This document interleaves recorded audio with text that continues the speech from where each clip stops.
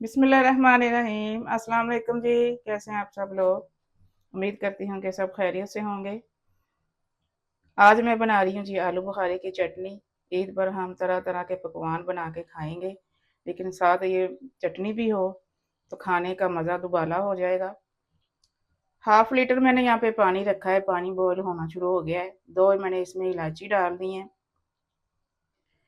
एक पाव मैंने यहाँ पे आलू बुखारा लिया है। अच्छा साफ सुथरा आलू बुखारा आपने लेना है। पानी में इसको डाल देते हैं।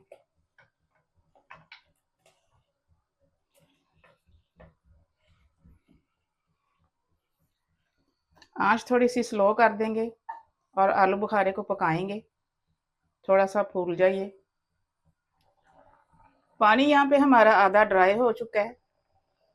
बार बार इसमें चम्मच नहीं आपने चलाना, वरना आलू बुखारे टूट जाएंगे। ये देखिए आलू बुखारा फूल चुका है। यहाँ पे पानी भी आधा रह गया इसमें। अब यहाँ पे 2 कप चीनी के डाल देंगे। आंच नीचे आपने स्लो ही रखनी है, स्लो आंच पे पकाएंगे इसको।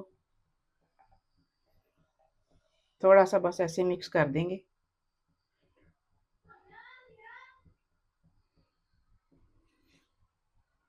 चीनी के साथ ही थोड़े से मसाले भी इसमें डाल देते हैं।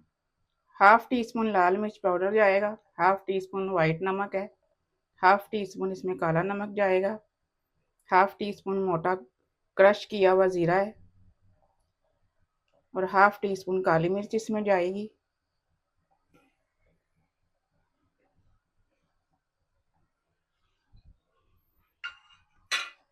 मिक्स कर देते हैं अच्छे से।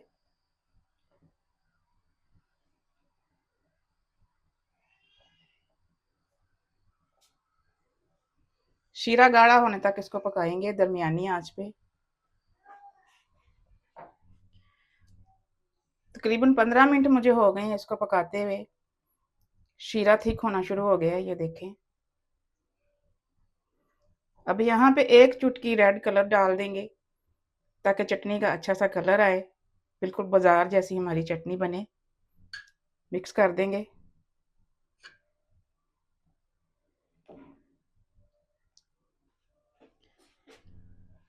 यहाँ पे 1 टेबल स्पून मैंने 4 मगज लिए हैं, 1 टेबल स्पून मैंने कद्दू के बीज लिए हैं, 10 से 12 बादाम हैं, इनको डाल देते हैं।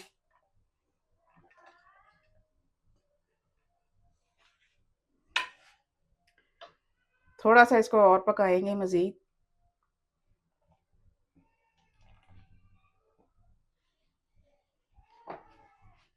चूल्हा मैंने यहाँ पे बंद कर दिया है।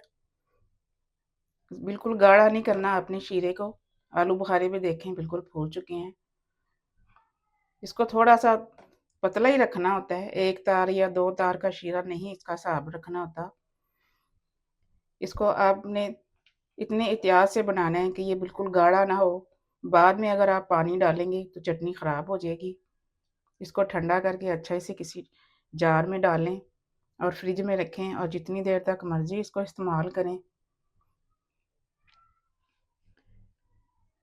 बिल्कुल भी ये ख़राब नहीं होती है, 5 से 6 महीने तक आराम से चलेगी। ईद पे बनाएं और बिरयानी पुलाव के साथ एंजॉय करें।